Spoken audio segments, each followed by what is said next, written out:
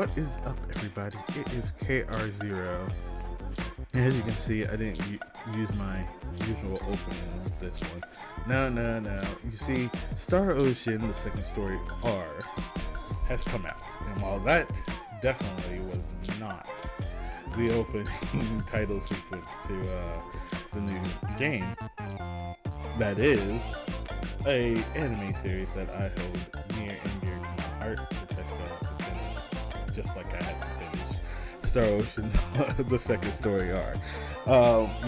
So Star Ocean, the second story R, is a remake, the second remake of Star Ocean, the second story, the second Star Ocean game, most well known to American audiences as the first ever glimpse of Star Ocean on the stateside, or in the West, basically. And so, yep, came out on the 2nd, and on the 3rd, I finally had the copy, and I played it 4 days straight and beat the game for the first run of the game. Like, I literally beat the main story, first run, on Claude's story. Because if you know anything about the game, at the beginning of the game, you get to pick between the two main protagonists, which one you want to see from their perspective. AKA, you can see it through Claude's, or you can see it through Rena's. Yeah, I played through the game. I've beaten the game in 4 days. I used no cheats. Well, okay, I used everything that has to do with the actual game in itself to just boost myself. I even learned through some YouTube videos how to acquire certain weapons a little bit earlier. However, the main reason why I'm making this video is because of the fact that, oh man, this game is so gorgeous. Like, hopefully I'm putting this on the screen as I talk about this amazing remake, or remaster. Actually, it's more of a remaster than a remake of this amazing game. Now, I played this game back in I want to say 2002 or 2001, 2002, something like that. And I was enjoying this game. However, I don't know whatever I did with the original copy of the game, the original PS1 copy. It got lost in the sauce, or I traded it with a friend of mine, or something. I forget what it was. All I know is it was a 2-disc game, and I only got as far as the end of the first disc and at the beginning of the second disc, and that's it. I never finished the game before and all that stuff. This time, I made that game, for lack of a better word, my bitch.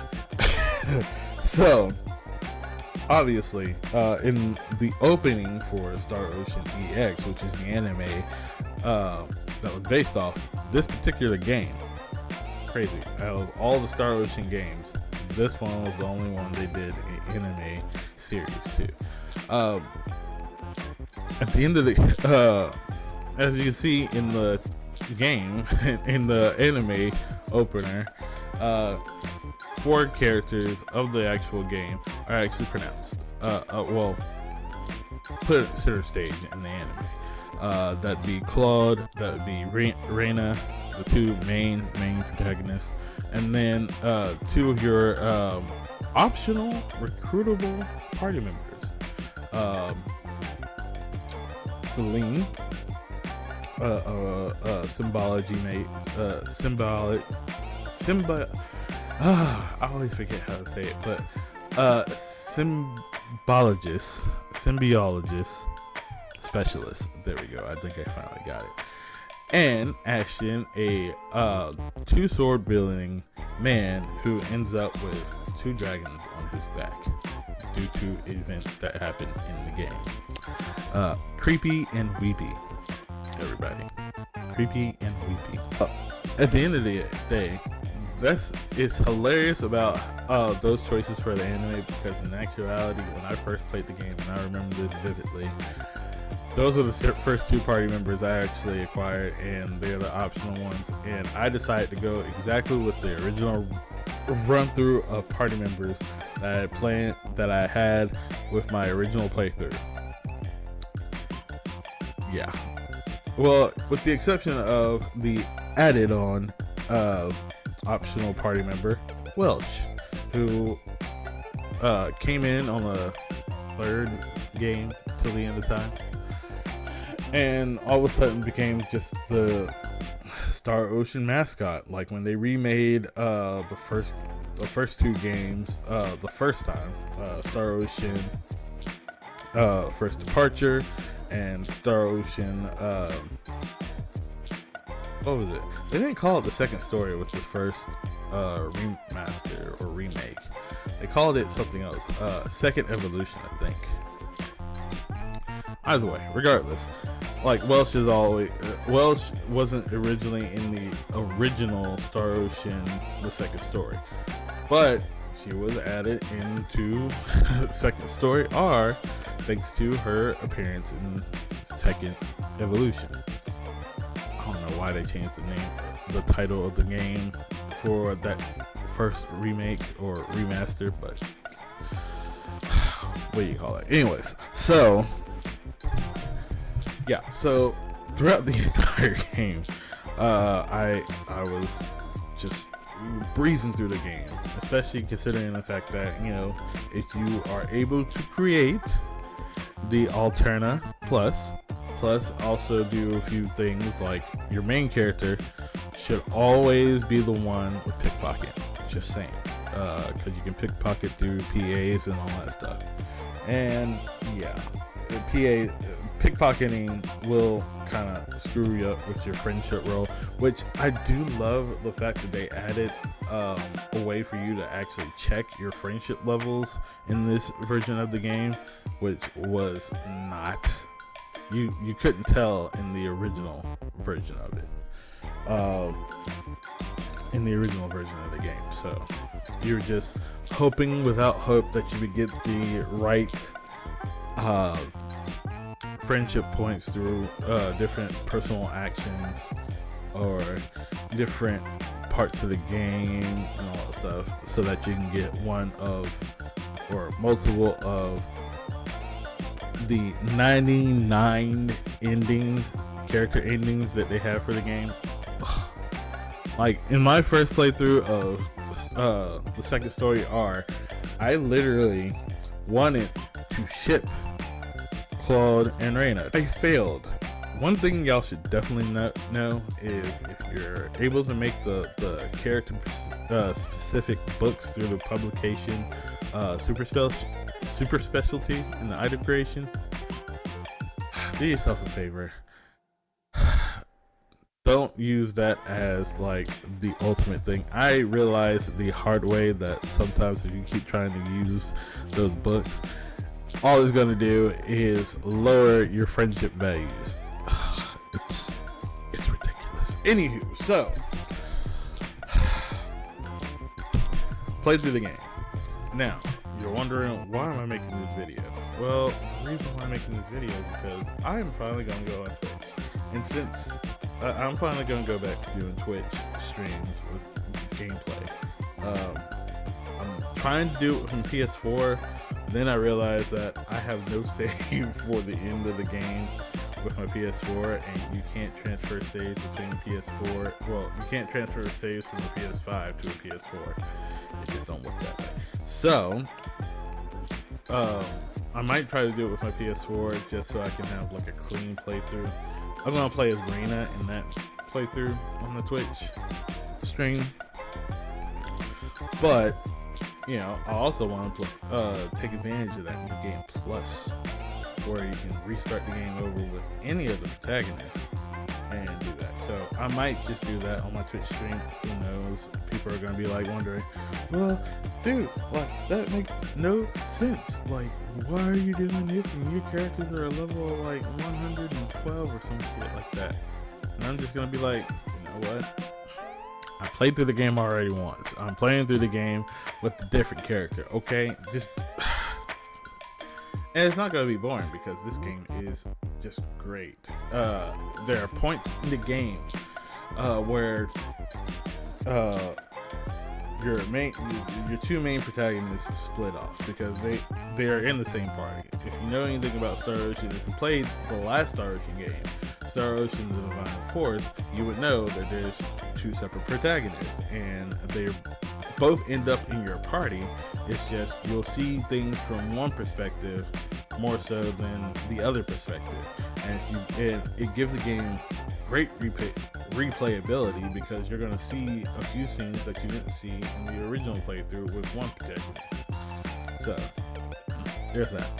So I'm going to do the same thing for Rena because I've never seen Rena's side, and plus Rena, like with Claude, you are basically forced to get one particular, well, not basically, you're not forced, but you have the option to get this particular character in your playthrough as Claude. Rena and Claude both have like particular characters that they alone have the option to recruit. Claude has Lloyd, and Rena has the ultimate powerhouse, Diaz. Yes, he is by far like one of the two strongest swordsmen of the game. And when you're playing as Claude, Claude is basically trying to play keep up with Diaz. Okay, but if you're playing through Rena, I don't know. I don't know which one's stronger between Claude and Diaz, but I really do want to try out Diaz. Also, when I play through my Rena playthrough of the game on the Switch, I'm going to go for a party that I've never tried before. One thing about certain characters that you actually recruit is that if you recruit one particular character, sometimes you can't recruit a different particular character. For instance, Ashton, which is my boy. Ashton with Creepy and Weepy, that's my boy. Okay, they're my guys. Okay. I love playing with them. I love having them in my party. It's just great. But if you get Ashton, you can't get another two other characters, Opera and Ernest. Opera being well, from what I've heard, Opera is one of the best characters for you to get in the game. One of the best. People speak wonders about this particular character, and I've never played with her before. So I'm going to use her in my Rena playthrough. And you automatically get Ernest because, well, once you get Opera, you basically get Ernest because they come as a pair, because Ernest is Opera's boyfriend. You know, Ernest is Opera is Ernest's girlfriend. You get what I'm saying? So you get those two if you choose not to get Ashton. And you can't even start the whole like Ashton quest line and all that stuff if you want to get Opera. Because who cares about Ernest? Also, going along with the anime, since I already had Ashton, I decided to go with Priestess, which is funny because I got Priestess in my original playthrough before the anime ever came out, so that's hilarious. Anywho, but I got Priestess. If you get Priestess, you can't get Bowman. Another character that actually happens to be in the same town. Now, here's a funny thing. The way the story goes, well, you're gonna see Opera. Like, it's almost like it's intended for you to have Opera and Bowman in your party, because you will see Opera and Bowman throughout the game. They're part of the storyline. They're part of the quest line. However, Priestess and Ashton aren't really part of the storyline from my perspective, like from what I've seen so far. Anywho, and then of course when you get to a certain part of the story, you can also pick up two other characters, aka Noel and Shisato. So I'm obviously gonna go with Noel because I chose Shisato, which is another very great character from what I've heard. She is the bomb. But she's also harder to get compared to like Noel. Noel actually could join you as part of the story, and he's lackluster from what I've heard, especially through David Fink. Hopefully I'm saying that right, because he is one of my favorite YouTubers. I love watching his RPG analysis, and his lists are what got me started. So with him. So but yeah, Noah is like lackluster compared to Chisato, so of course I put Chisato in my Claude party. So with Rena, here's what I'm probably gonna end up with. Okay, so with Rena, I'm probably still gonna get Celine, because Celine is really just good early game before you can get Opera and Ernest and all that stuff. So right then and there, that's 5 characters. Okay, so I have Claude, I have Rena, I have Celine, and then I'm gonna get Opera and of course Ernest. Now, because Diaz is a character that you have an option to get as Rena, I'm probably gonna put Diaz in my party, so that's 6. So I have 2 more spots left open. So I'm gonna get Bowen, and I'm going to get Noel. So Rena's gonna have more of a Rena's pretty much gonna have more of a male party,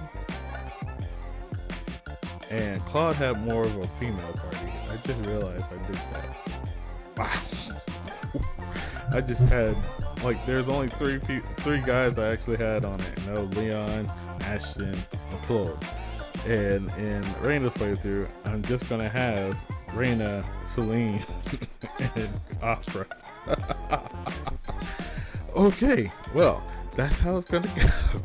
So I just wanted to inform you guys, that's my goal thing for this week.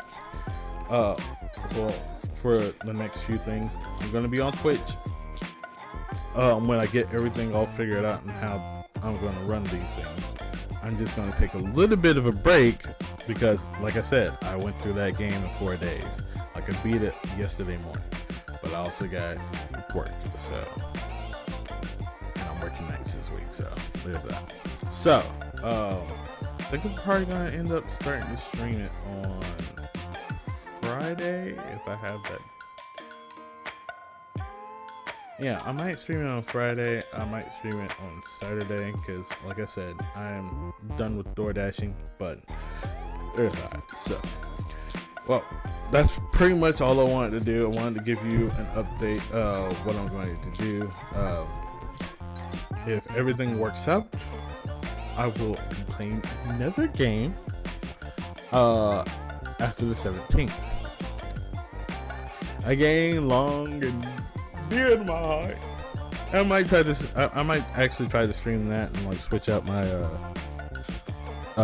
my capture card from the PS4 to the Nintendo Switch, because I'm pretty sure most of y'all know it by the little hint I gave you about the Switch, and that is I'm getting Super Mario RPG. I want to play it. Okay, a remake of Super Mario RPG remaster. I don't know, like I can't really tell you exactly. It looks more like a remaster with extra things added to it. But that depends. Like I don't know who's actually bringing this back up, and because the original Super Mario. Oops, sorry.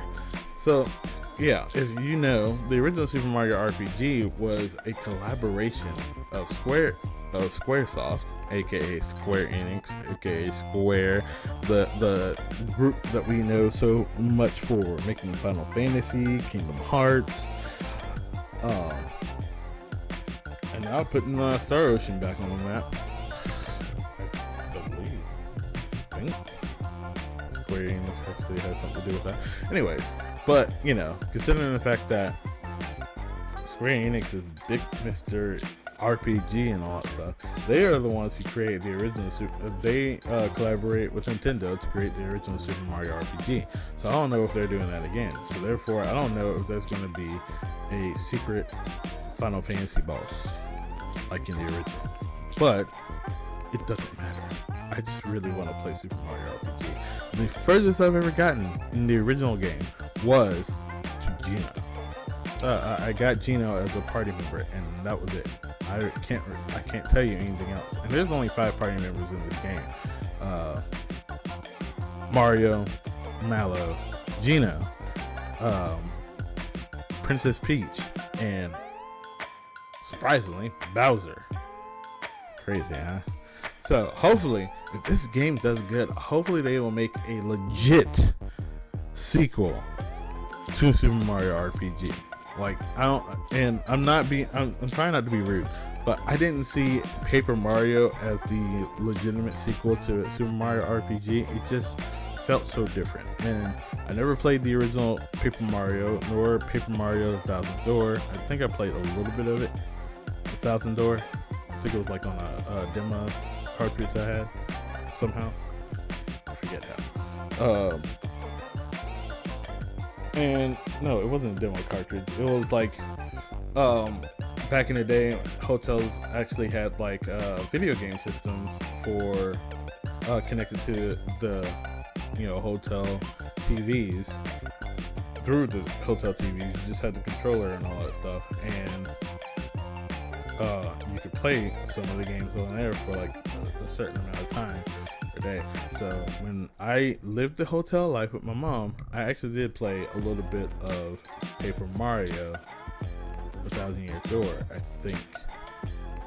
I know for a fact I played a little bit of Majora's Mask, and yeah, Majora's Mask, I think, in the hotels. But regardless, I can't wait till Super Mario RPG comes out. Super Mario RPG, so I'm going to be playing a lot of that. Thankfully, I've already beaten Star Ocean one single time, so I'm definitely going to be playing some Super Mario RPG. But until next time, I will see you guys later. I think I might come out with another video later on this week. Who knows? But till then, you guys have a great day. I'll see y'all later. Peace.